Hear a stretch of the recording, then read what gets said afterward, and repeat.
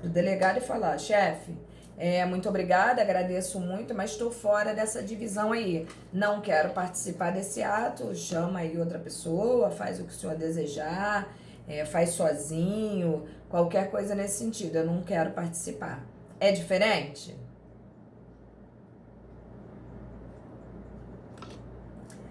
Dá pra ser, dá pra livrar a cara desse cara que queria dividir o frango com ele no final de semana? Dá pra falar que ele não tem culpa? Não, né? Então perceberam a diferença? Pode acontecer um erro técnico e a outra pessoa nem perceber e acabar acatando a ordem, né? Como pode realmente acontecer uma má-fé. E quando acontece a má-fé e a ordem absurda, é nesse momento que as pessoas devem tomar a decisão de fazer ou não. As pessoas têm opção, né? Ah, vou fazer ou não vou fazer? Vou praticar esse ato para me dar bem aqui agora, mas posso me ferrar lá na frente? Ou vou realmente praticar esse ato aqui porque vai me render um qualquer? Entendeu? Então é neste momento que não vai dar para alegar o que foi uma ordem hierárquica. Ordem hierárquica não. Apesar de ter sido dada a ordem hierárquica, você seguiu porque você quis, porque você sabia que era errado. Entendeu? E ninguém é punido, tecnicamente, né? Por não querer seguir ordem absurda. Tá? Tranquilo isso aí pra vocês ou ainda ficou faltando alguma coisa, gente? Beleza. Então vamos lá. Através da coação moral irresistível, o coator obriga o coato a praticar um delito contra um terceiro, que seria a vítima, suprimindo-lhe a capacidade de resistência pela ameaça. A dirimente exigem que a ordem não seja claramente legal, uma vez que, se há o flagrante, a ilicitude do comando, da determinação superior, o sujeito não deve agir. Foi aquilo que eu falei para vocês aqui agora. Entendeu? Você percebe a ilicitude, o comando foi dado, cabe você agir ou não. Então, vai ficar aí a seu critério, né? A decisão de estar certo ou de estar errado. Entramos aí em emoção e paixão, coisa que vocês também, de forma mais superficial, viram no semestre passado, né? Mas que vão ver mais aprofundadamente agora.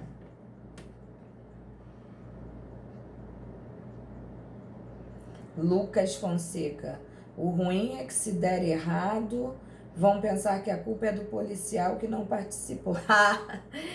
Lucas, Esse é um risco, né? Que quem tá dentro dessas situações corre.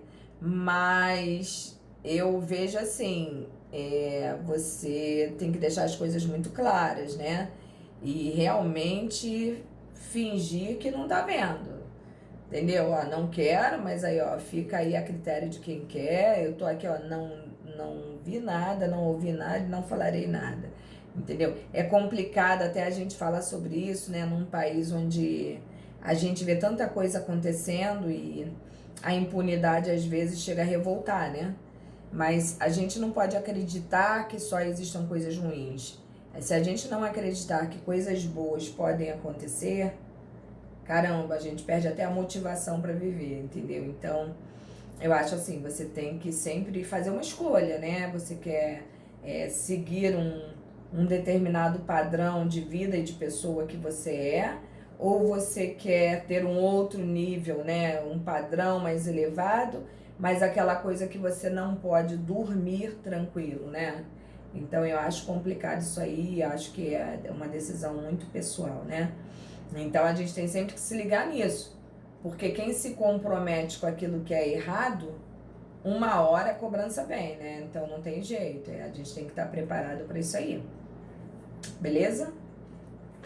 Vamos lá. Mas se um dia alguém precisar de uma defesa nesse sentido e eu perceber que a pessoa realmente nada tem a ver, eu defendo, viu, Lucas? Fique tranquilo.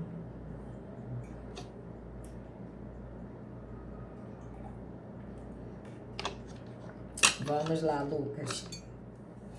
Bom, emoção e paixão.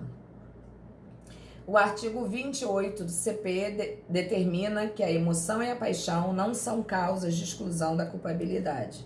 Nem poderiam, porque senão isso se tornaria o samba do crioulo doido, né? Então, realmente, a gente tem que ter muito cuidado com isso, porque muita gente tem ideia de que em certas situações a pessoa fica isenta de pena, fica isenta de culpabilidade, e não é assim, não é assim, tá? Então a gente tem que realmente controlar nossos sentimentos e de forma muito tranquila raciocinar para que nós não venhamos mais tarde a sofrer uma punição qualquer do Estado por ter agido por emoção ou por paixão, que é muito comum isso acontecer, tá? Existem situações extremas onde esses comportamentos ocorrem, né? Então a gente tem que ter muito cuidado realmente com isso aí. Bom, ia ter tanta gente apaixonada. Ah, Carol, ia mesmo, né? Ia mesmo. Mas, na verdade, não se trata só disso, né? De amor ou de paixão, né? O nome nos leva a achar isso, né? Mas, em verdade, influencia, envolve tantos outros sentimentos. Vamos ver aqui como funciona, né? Mesmo quando tá embriagado, oh meu Deus, embriagado só quando é embriaguez completa. Vocês têm que ter em mente que a embriaguez, ela tem que ser sempre completa para haver essa excludente aí, né, de culpabilidade, mas nunca esquecendo, que completa sim, mas só quando ela for considerada patológica, que é aquela que é considerada doença, né, que é aquele cara que é alcoólatra, e que ele faz tratamento, e que ele bebe de dia, ele bebe de noite, ele dorme bêbado, ele acorda bêbado. Por isso, é patológica. Ela é tida como realmente uma dependência química, vamos dizer assim, né? A pessoa ela é dependente daquilo ali, sem aquilo ela não vive. Ou, na segunda opção da embriaguez, quando ela é completa, mas acidental. Fora isso, não adianta alegar embriaguez para se livrar de pena, não. O máximo que você pode conseguir é uma redução, tá, da pena, e muitas das vezes não só uma pena, mas como uma majoração dela também, que é aquela situação que você bebe para tomar coragem de fazer alguma coisa e com a clara intenção de se livrar de uma pena. Essa aí, inclusive na hora de penalizar a pessoa, ela é qualificada. Então, muito cuidado com isso aí. A pessoa que bebe achando que vai se livrar da pena por uma situação que ela pensou anteriormente em fazer, a teoria da actio libera in causa, lembram disso? Depois peguem o material de vocês e deem uma lida. Bom, vamos lá. Emoção aí, ó. Beijo, Mari. Emoção aí, ó. É o estado de ânimo passageiro, se liga nisso, até sublinha ali. Produz repentina e violenta perturbação do equilíbrio psicológico. Como exemplo, a gente pode falar a ira, o medo, a alegria, a surpresa, a vergonha, né? São sentimentos muito comuns no ser humano. Eu acho que diariamente a gente deve sentir pelo menos uma dessas situações aí, mas não justifica os atos praticados sob a influência desses comportamentos, tá, gente? E a paixão é o estado crônico, olha a diferença da emoção para a paixão. É um estado de ânimo passageiro e o outro é um estado crônico que produz profunda e duradoura crise psicológica. Então é como se fosse um é passageiro, repentino, né? Mas que passa. O outro já é mais profundo, ele é mais resistente ao tempo, entendeu? Então, e afeta psicologicamente, acredito eu, na minha concepção, mais gravemente, porque ele é mais profundo, tá? E como exemplo de situações análogas a essa, nós temos o amor, o ódio, a avareza, a ambição, o ciúme, o patriotismo. Se nós pararmos para analisar, todos esses sentimentos estão envoltos em emoções muito fortes, né? E existem seres humanos que são muito mais intensos que o outro, né? Às vezes a gente tem a sensação até de que a gente é meio esquisito, porque a gente vê as pessoas com uma intensidade tão absurda em coisas que a gente tira de letra, né? E assim, caramba, como fulano sofre com isso, uma coisa que para mim é tão simples, mas é muito complicado mesmo, porque cada um sente de uma maneira, né? E cada um tem a sua interpretação, cada um tem a sua fragilidade, a sua capacidade, é complicado demais. Então, neste sentido, a gente tem que ter muito cuidado, porque se a gente olhar a lista que ali está, a gente vai ver que todos aqueles sentimentos que ali estão, o ser humano é dotado de todos eles, né? Uns mais trabalhados, uns menos trabalhados, mais conscientes, outros não. Então, gente, não adianta depois que aconteceu uma grande besteira a gente querer alegar, né, qualquer uma das situações que ali estão. Né? A gente tem que ficar muito ligado nisso. Quantas vezes a gente já viu passar na televisão uma pessoa mata outra porque foi traída, né? Ou simplesmente porque acabou um relacionamento, nem traição teve, a pessoa não aceita, né, que o relacionamento termine. Outras situações muito comuns também é essa situação da avareza, né? A pessoa mata a outra por uma questão econômica, por uma guerra de família, por causa de dinheiro, e é uma loucura, tá? Então a gente tem que ficar muito ligado nisso aí. A gente vê essas coisas também, né, de guerra de partidos aí, e um alega que é de esquerda, outro alega que é de direita, e aí parece que não se entendem nunca, e chegam na rua, se estapegam, e um bate no outro, o outro bate no um, e quando vê, aquilo que não era esperado acontece. Alguém cai, morre, bate com a cabeça e por aí vai, alegando patriotismo. Então, se liguem nisso, tá? Mantenham-se sempre fora de situações como essa. Vamos lá. Agir sobre a influência da emoção ou da paixão não tem o condão de isentar da pena prevista para a conduta delituosa, né? Como aponta o inciso 1 do artigo 28 do Código Penal, não exclui a imputabilidade penal a emoção e a paixão. Então, gente, se liguem nisso, porque isso é uma coisa muito séria mesmo.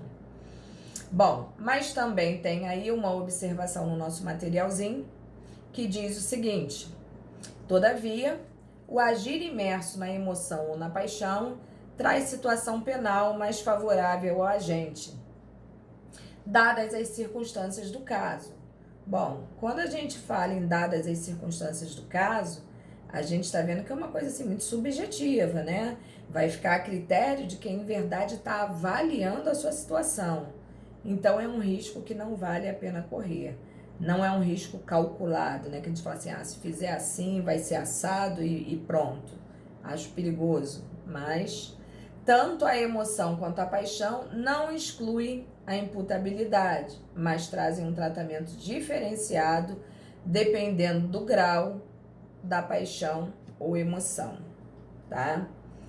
Claro que depende do grau, depende das circunstâncias, depende do crime praticado, a motivação do crime praticado, tá?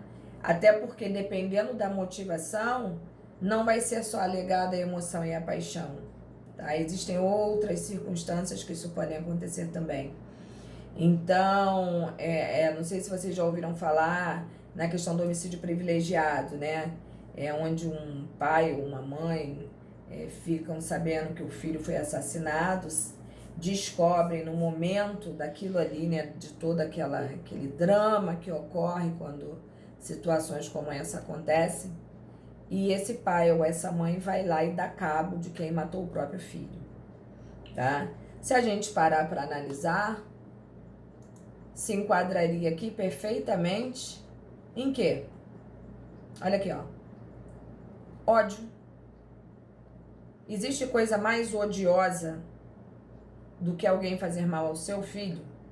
Eu não vejo uma possibilidade mais peçonhenta do que essa, tá? Então poderia facilmente se enquadrar em paixão. Mas aí também existe aquela coisa do homicídio privilegiado que a gente fala, né?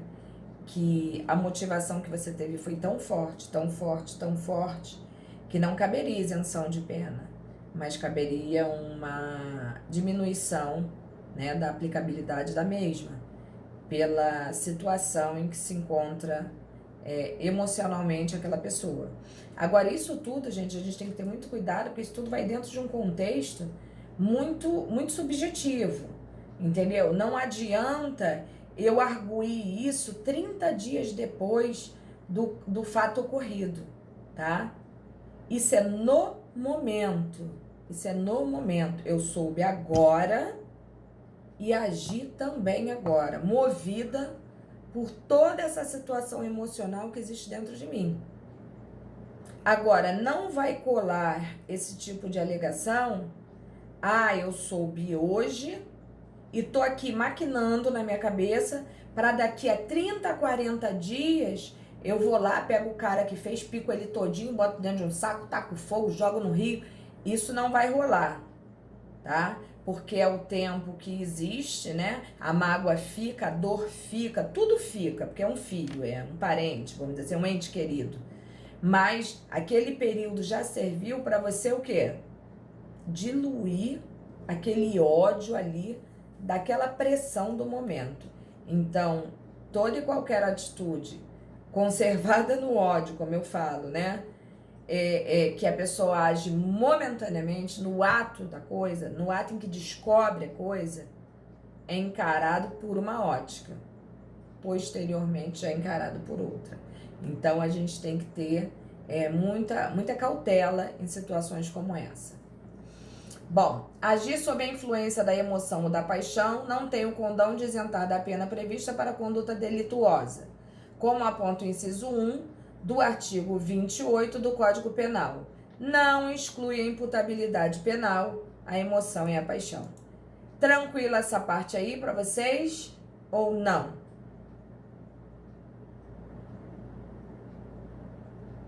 Beleza, beleza. Então, se algum menino ou alguma menina fizer mal a você, né? Porque o mal do século hoje é a traição. Não se sintam em nenhum momento esse papo ali de emoção e paixão. Não se sintam tentados a praticar nenhum ato desse tipo. Larga, pelo amor de Deus, vai embora, vai viver a vida, tá? Tem muita gente boa por aí. Então, vamos lá, dando continuidade aí. Nesse sentido, bem aponta o artigo 653, a linha C do Código Penal. São circunstâncias que sempre atenuam a pena ter o agente cometido o crime sob coação a que podia resistir, ou em cumprimento de ordem de autoridade superior, ou sob a influência de violenta emoção provocada por ato injusto da vítima. Foi exatamente isso que nós acabamos de falar aqui, né? Não exclui de pena, mas atenua a pena de acordo com as circunstâncias em que foram praticados os atos, com o crime efetuado, entre outras situações que vão ser avaliadas pelo juiz na hora do apenamento, tá? Desta feita, a emoção, desde que violenta e motivada por ato injusto da vítima,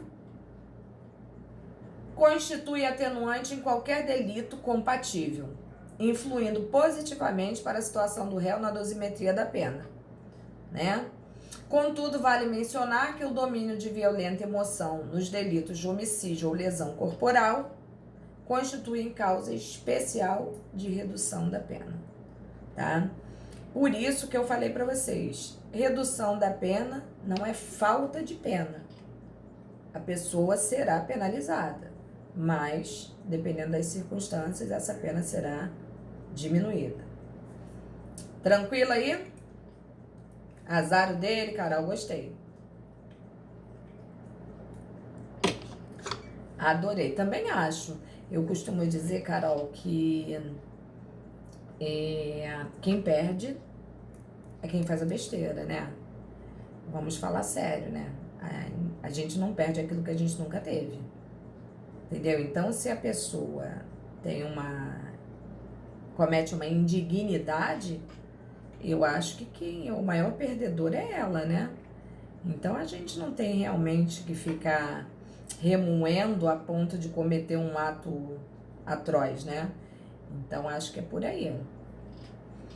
Bom, vamos lá. No homicídio. Então, entramos agora no artigo 121 do nosso Código Penal, parte especial do nosso Código. Né? Quando a gente fala no homicídio, a gente está falando em matar alguém. E observem, antes da gente começar a falar sobre o assunto, né? Que é uma continuidade daquilo que a gente estava falando até agora. Mas eu sempre falo isso para os alunos, observem que o artigo 121, ele fala matar alguém. Ele não fala em especial quem, ele não fala onde, ele não fala como, a que horas, de que maneira. Então, se liguem sempre nisso aí. Matar alguém é a conduta típica proibida pela norma, né? É aquilo que não deve ser praticado. E aquilo que está descrito no 121, no caso ali é o verbo matar, nunca esquecendo que todo crime é um verbo, porque todo crime é uma ação, via de regra, né? Porque também existe o crime praticado por omissão, mas que por uma ficção jurídica entende-se que a omissão também é um deixar de agir quando você deveria ter agido. E para isso, até quando a gente deixa de agir, a gente está praticando uma ação. Analisem isso, né? Uma ação.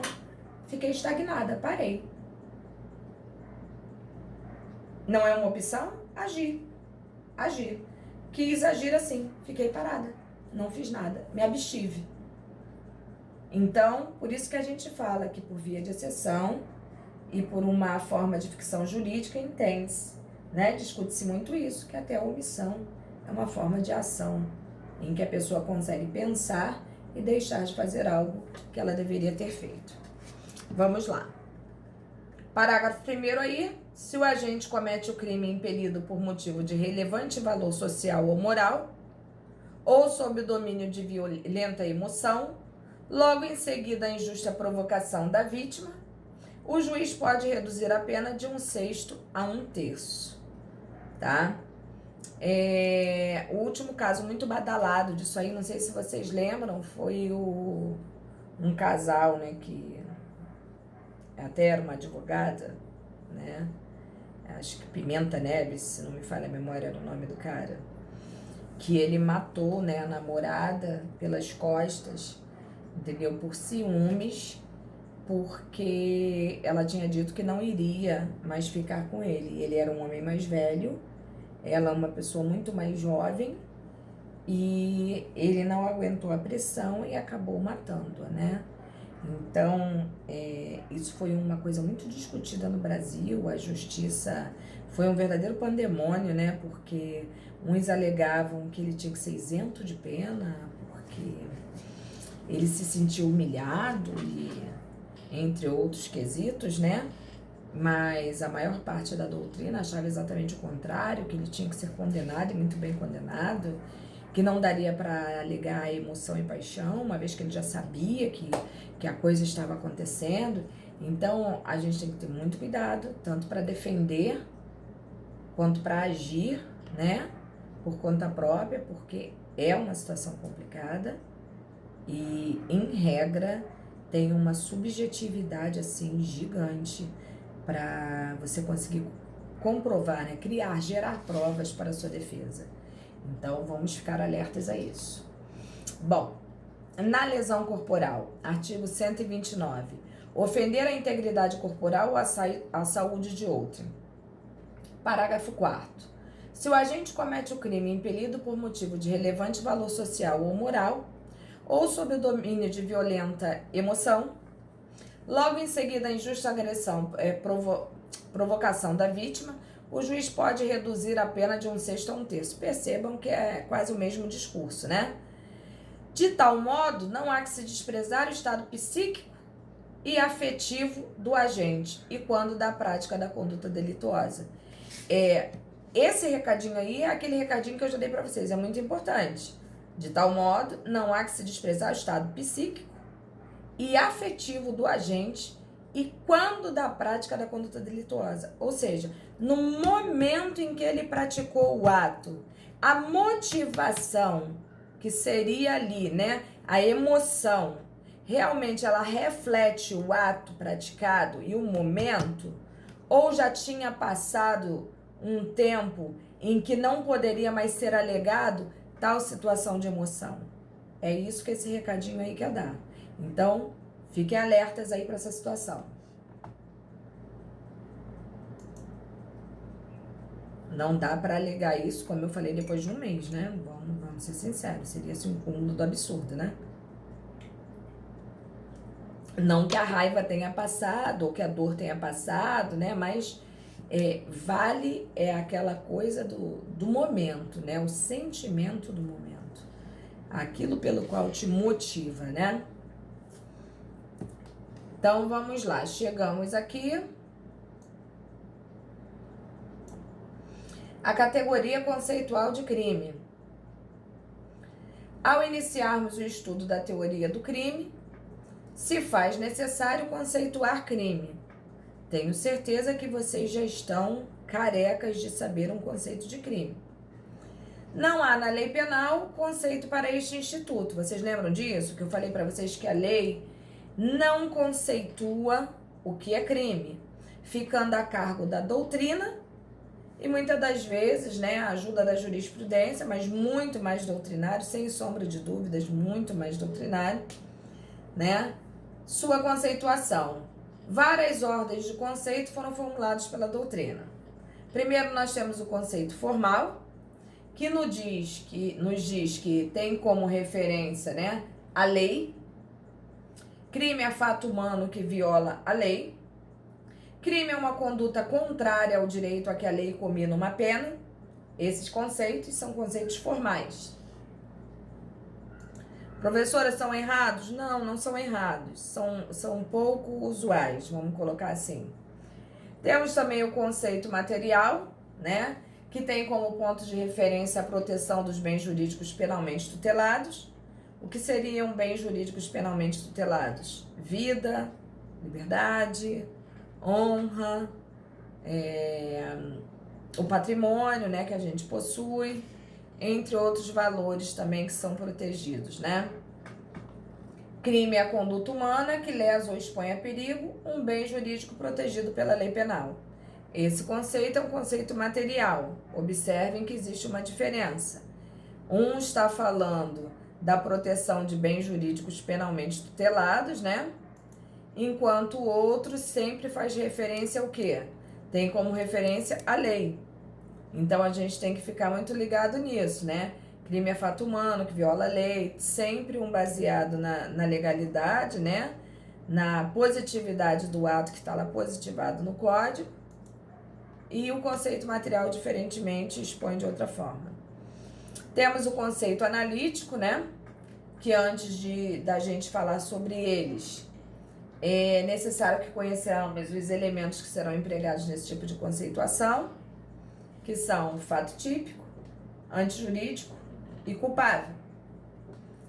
E para alguns também, né, entra aí a questão da punibilidade. Bom, isso já foi discutido em Penal 1 com vocês. Nós falamos inclusive sobre os 3 conceitos analíticos de crime, né? Que o primeiro dispõe do fato típico, antijurídico, culpável e punível, em que esse conceito caiu uma vez que nem todo crime é punível. Então, esse primeiro conceito realmente foi mitigado. O segundo conceito, ele leva em conta as 3 características primeiras, né? Que fala que o fato típico, antijurídico e culpável. No entanto, existe uma séria discussão doutrinária também se a culpabilidade realmente faz parte do conceito de crime ou ela é um valor utilizado para aplicação da pena? Entendeu? Porque se nós pararmos para analisar, o crime realmente, todo crime é um fato típico, até porque está tipificado no código, né? Tudo que está tipificado no código é um fato típico. E se ali são as situações que a gente conhece que são proibidas de serem praticadas, não temos a menor dúvida em falar que todo crime é um fato o quê? Típico. Aí vem, todo crime também é antijurídico ou ilícito, né? Você usa a nomenclatura que você achar mais correta. Fato típico e antijurídico ou ilícito. Por que antijurídico? Porque a antijuridicidade é diretamente ligada ao ato praticado, né? Se o Estado proíbe uma determinada conduta, obviamente, se você pratica essa determinada conduta proibida pelo Estado, você acabou em incorrer na antijuridicidade do fato, do ato, entendeu? Então, também é uma situação que vai contrariamente à norma, que vai contrariamente à lei e aos preceitos estatais. Então, neste sentido, já chegamos à conclusão de que crime realmente é fato típico e antijurídico. Agora, a análise da culpabilidade, ela vem com um peso muito maior, né, uma carga muito maior de discussão, uma vez que muitos entendem ser esta um requisito para aplicabilidade da pena e não para conceituar, né, a situação que seria encarada como o crime. Mas ainda assim, né, vem um terceiro conceito analítico de crime, dizendo que crime é fato típico e antijurídico. E esse seria o conceito mais completo, né, para a doutrina. Professora, mas a gente vê muito na internet, a gente vê muito nos livros, a gente vê muito em tudo quanto é lugar, as pessoas conceituando que crime é fato típico, antijurídico e culpável. Porque nós já chegamos à conclusão que nem todo crime é punível. Beleza, não há problema nenhum nesse sentido. Se você quiser adaptar o seu conceito a uma situação muito mais moderna e muito mais utilizada, você pode falar que crime é fato típico, antijurídico, podendo ser culpável. Por que podendo ser culpável? Simples. Nós não temos as excludentes de culpabilidade? Temos. E nem por isso deixa de ser crime o fato praticado pela pessoa que incorreu naquela situação. Vamos supor, eu sou menor de idade. Eu vou lá e mato uma pessoa. É crime? É. É fato típico? É. É antijurídico? Também. Ilícito, como você quiser. Culpável? Não. Porque eu sou menor de idade, eu sou inimputável e, obviamente, eu vou estar enquadrado dentro das excludentes de culpabilidade.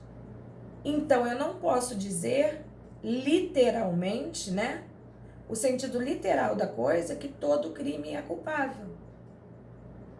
Porque eu sou menor, matei, não deixa de ser crime o ato praticado por mim, mas eu não vou sofrer a culpabilidade. Então, quer dizer, aí já encontramos uma falha. Porque, em verdade, a culpabilidade é um requisito para a aplicabilidade da pena, tá? Se não me falha a memória, isso está no artigo 59, entendeu? Depois vocês deem até uma olhada lá. Então, gente, se liga nisso. Não seria errado vocês falarem que crime é fato típico, antijurídico, podendo ser culpado. Fechado aí para vocês?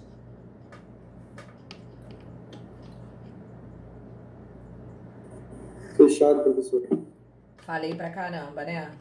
Jesus, deve ter gente aí com o ouvido doendo. Bom, vamos lá.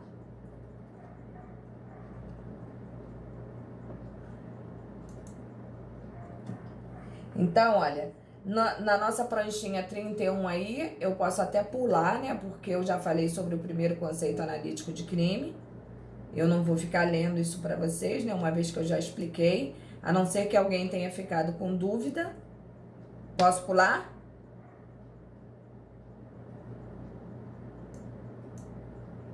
O segundo conceito analítico de crime, eu também falei aqui para vocês. E falei aqui do terceiro, ó. Após a reforma do Código Penal ocorrida em 84, nossa lei penal passou a adotar esta teoria. Surgiu na Alemanha, idealizada